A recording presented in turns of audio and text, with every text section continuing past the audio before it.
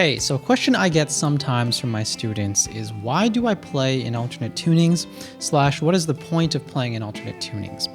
So thinking about this question, there's really three ideas that come to mind for me. The first is that there are some things that you can play in an alternate tuning that you just can't play in standard because of the physical limitations, or just maybe that sound is kind of hard to discover. So for example, if I play a chord like this, I'm in this cool D, A, D, F sharp, A, E tuning. If I play this chord here, or just some kind of iteration of this sound here, this is kind of a hard sound to mess around with in standard tuning because of the way that the chord is built. So we can hear that we have this like minor second stretch cluster here. I mean, if this was in standard, this whole stretch would be like really hard to reach, but because we're in an alternate tuning, we can play something like this pretty easy, which is going to give us a different sound. Now another example would be something like this here.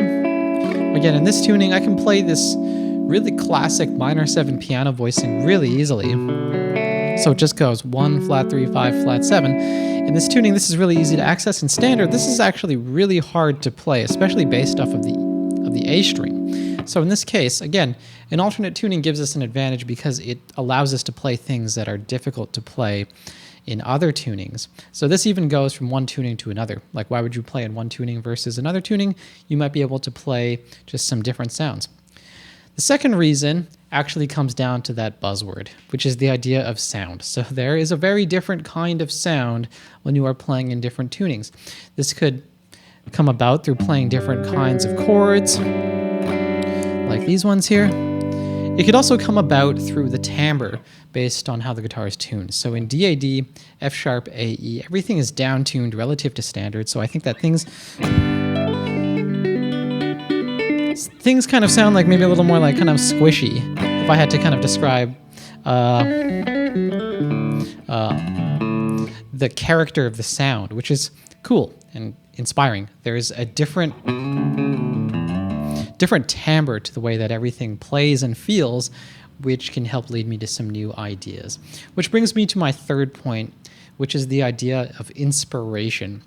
So I find that alternate tunings are very inspiring based on just the beautiful open chord sound that you are given.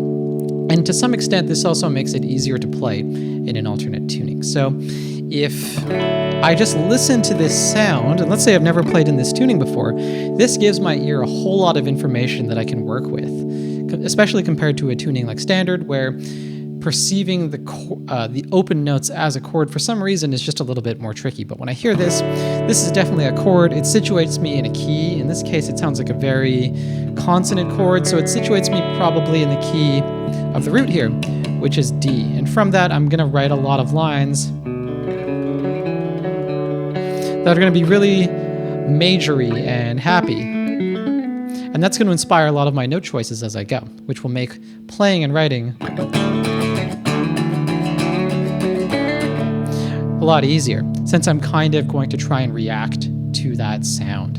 And that also goes about with some of the chords that you might discover too. So if I discover some of these cool chords, which again are going to be different than sounds I might play in a different tuning, these are going to inspire me as well, which will just lead me down this rabbit hole of creating and writing a bunch of music. So personally, whenever I feel like I'm stuck in my writing, I will just try a new tuning, and that will give me a bunch of ideas and things that I can work and build off of.